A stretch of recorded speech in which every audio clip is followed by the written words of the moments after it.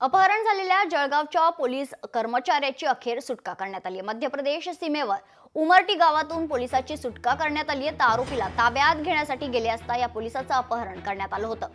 तर अपहरण खरं तर कर्मचाऱ्याला मध्य प्रदेश पोलिसांनी आता ताब्यात घेतलंय.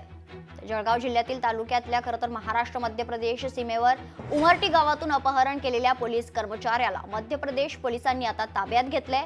सीमेपलीकडे मध्य प्रदेशात असलेल्या उमरटी गावातून मध्य प्रदेशातील पोलिसांनी अपहरण झालेल्या महाराष्ट्र पोलिसाला ताब्यात घेतलंय.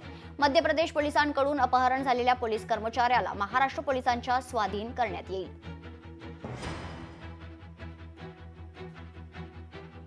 मध्य प्रदेशचा जो आपला लगतचा भाग आहे या ठिकाणी काही इलिगल ॲक्टिव्हिटीज चालल्यात असं आपल्या लक्षात आलं. त्यामुळे आपल्या पोलिसांनी एक ट्रॅप टाकला होता. तो ट्रॅप टाकल्यानंतर त्यांना पकडायचा ज्यावेळेस प्रयत्न केला त्यावेळेस त्यांनी अधिक संख्येने त्याच्यावर हल्ला केला आणि एका आपल्या पोलिसाला उचलून नेण्याचा प्रयत्न केला. पण आरोपीला आपण पकडलं होतं.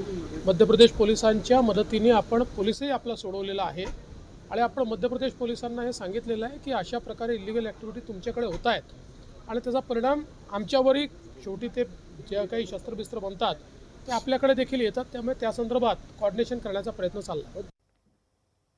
तर जळगावमधील महाराष्ट्र मध्य प्रदेश सीमेवर उमरटी गावातून अपहरण करण्यात आलेल्या पोलीस कर्मचाऱ्याला मध्य प्रदेश पोलिसांनी आता आपल्या ताब्यात घेतले. सीमेपलीकडे खरं तर मध्य प्रदेशात असलेल्या उमरटी गावातून मध्य प्रदेशातील पोलिसांनी अपहरण झालेल्या महाराष्ट्र पोलिसाला आता ताब्यात घेतलेलं आहे.